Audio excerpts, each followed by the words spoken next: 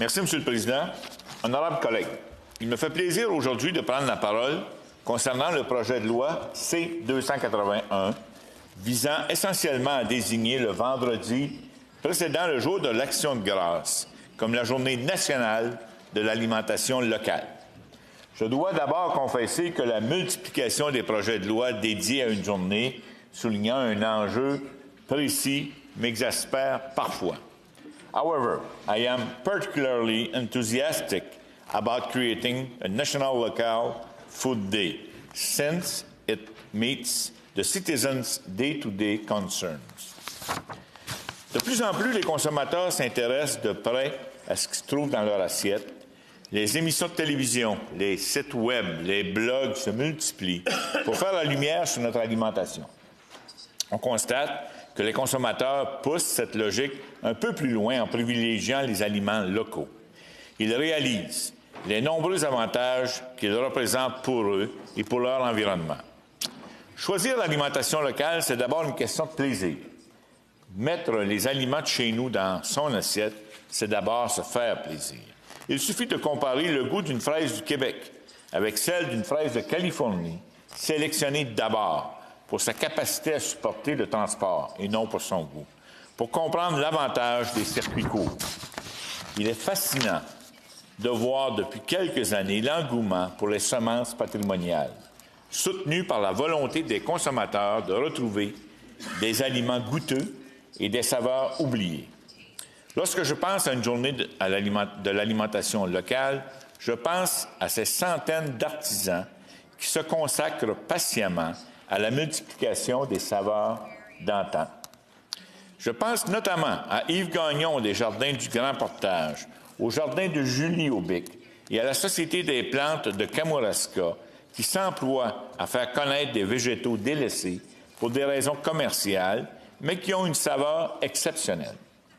C'est grâce à des gens comme eux que l'on est en train de rescaper le melon de Montréal, l'ail du Jardin des Jésuites, le rutabaga laurentien, le maïs de Gaspé et des centaines d'espèces de tomates ayant une notoriété locale à une certaine époque. Sans les centaines de conservateurs du patrimoine qui peuplent nos campagnes et nos banlieues, plusieurs pans de notre histoire seraient aujourd'hui disparus. Et notre biodiversité serait plus pauvre. Encore récemment, l'Organisation des Nations unies pour l'alimentation et l'agriculture nous mettait en garde concernant le risque de pénurie alimentaire dû à la diminution inquiétante de la biodiversité dans l'agriculture. Et permettez-moi de citer un extrait alarmant de ce rapport. Je cite, « L'humanité cultive environ 6 000 plantes pour se nourrir, mais en réalité, seules 200 d'entre elles contribuent à remplir son assiette et 9 seulement représentent 66 % de toutes les récoltes dans le monde. » Favoriser l'achat local contribue à la culture d'un plus grand nombre d'espèces et assure une plus grande capacité de résistance à des perturbations pouvant être causées par des maladies ou par les changements climatiques. Donc, choisir l'alimentation locale, c'est aussi une question de santé, puisque les produits destinés à la consommation locale voyagent moins. Ils ont souvent une plus grande qualité nutritive, car ils sont cueillis à maturité, n'ayant pas à supporter de longs trajets. Par ailleurs, on découvre de plus en plus l'effet pervers de la mondialisation de l'alimentation sur notre santé. Par exemple, l'épidémie de diabète et de prédiabète qui touche 11 millions de Canadiens, 11 millions, est possiblement aggravée par le bouleversement de l'alimentation. Nous consommons plus d'aliments transformés, plus de fructose, car les fruits sont maintenant disponibles à l'année en Amérique du Nord. Les glucides ont supplanté les lipides comme principale source d'énergie. En moins d'une génération, notre alimentation a beaucoup changé sous l'impulsion de la mondialisation. Et on commence à comprendre que notre métabolisme n'a pas suivi. Notre alimentation est mondiale, mais notre corps est demeuré local. The phenomenon I am describing is particularly prevalent among First Nations who have seen their eating habits turned upside down in a few decades. and are now suffering from staggering diabetes rates. Bref, valoriser l'alimentation locale a de nombreuses vertus pour la santé. Manger local, c'est soutenir également l'économie locale. Mettre sur pied une journée de l'alimentation locale, c'est aussi se rappeler collectivement que manger local, c'est soutenir nos producteurs et notre économie locale. Selon le ministère de l'Agriculture du Québec, si chaque semaine on remplaçait 30 $ de produits importés par 30 $ de produits locaux, seulement à l'échelle du Québec, on injecterait en 5 ans 1 milliard de dollars dans l'économie québécoise.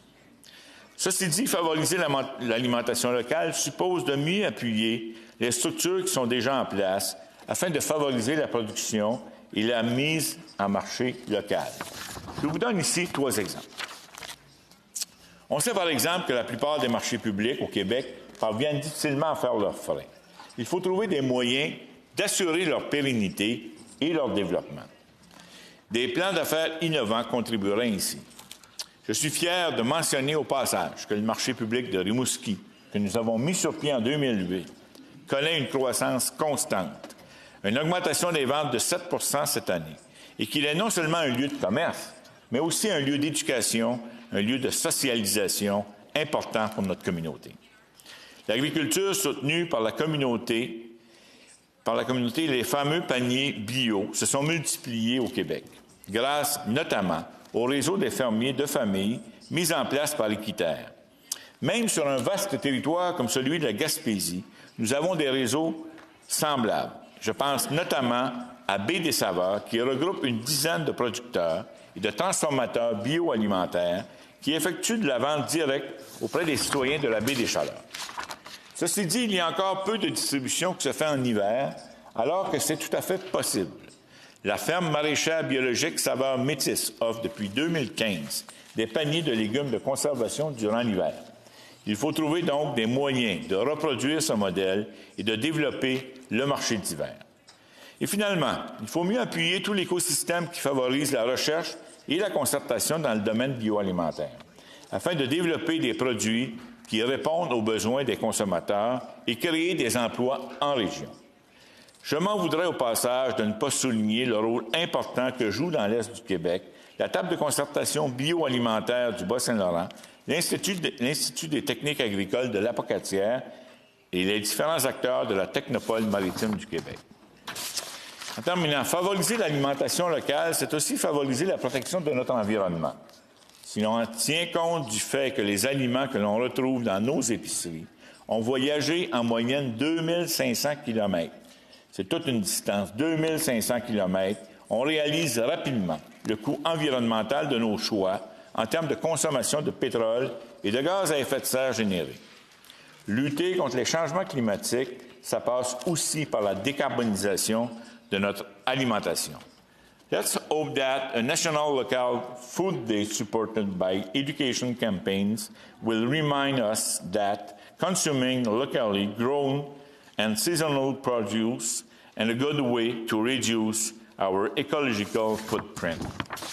Une journée nationale mais locale. En terminant, j'aimerais apporter une petite mise en garde concernant ce projet de loi que je juge par ailleurs tout à fait pertinent.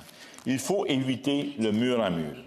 Régionaliste convaincu, je souhaite que cette journée, bien que nationale, soit à l'image de notre alimentation, qu'elle soit locale, qu'elle soit diversifiée, enracinée dans nos traditions, dans le respect des réalités de chacune de nos localités.